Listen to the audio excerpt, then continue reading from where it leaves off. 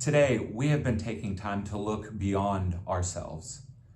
We saw the video from Jimmy Fallon where he is taking something that is very meaningful to himself, that he is passionate about, that he has skills and abilities in, and he is using these things to benefit the world beyond himself. It's such a great example for us to see purpose in a very practical way. Now, purpose is a stable and generalized intention to, again, accomplish something that is meaningful to you and consequential to the world beyond you.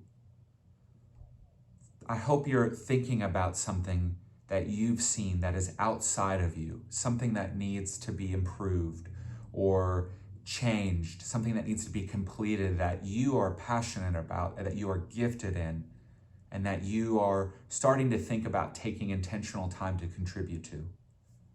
You have something to offer. You are able, and you can do something about it. I hope that you will take some time to take a step forward in that idea, in that purpose, and to start practicing and learning about it.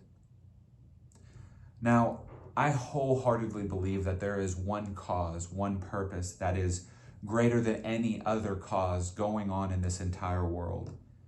It's a cause that when you live it to its fullest, it will impact every area of our lives, give you the greatest meaning, the greatest direction, and it'll influence your choices and decisions, and it'll set up your life, the life of your family, and the world around you for great wins and just incredible potential.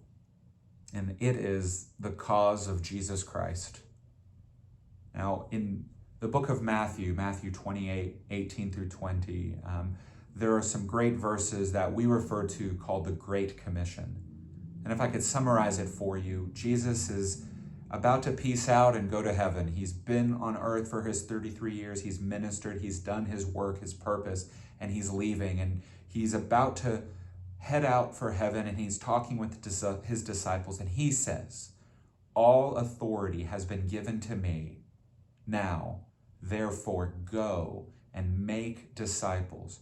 Teach these disciples what I've taught you. Mark these disciples with baptism. And then I am going to be with you to the very end of the age."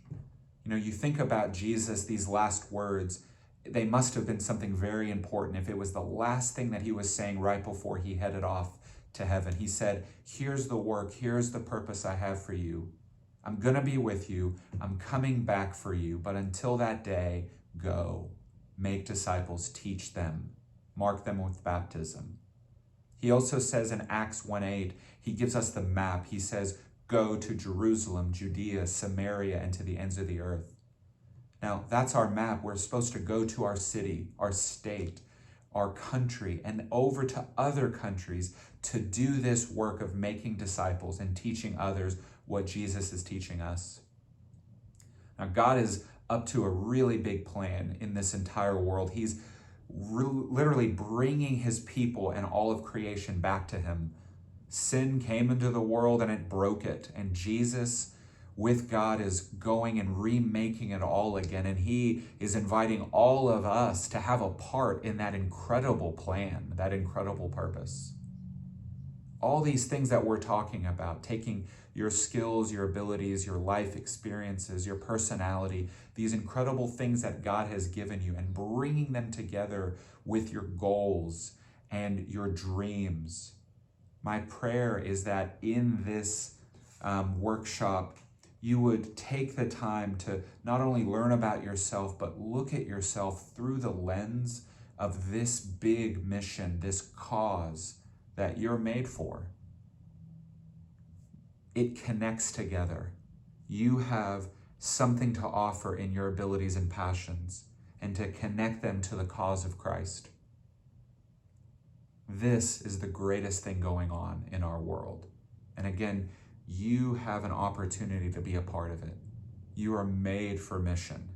And so as you look at these things, ask yourself, ask of God, how does your unique purpose fit into the purpose of what God is doing over this entire world?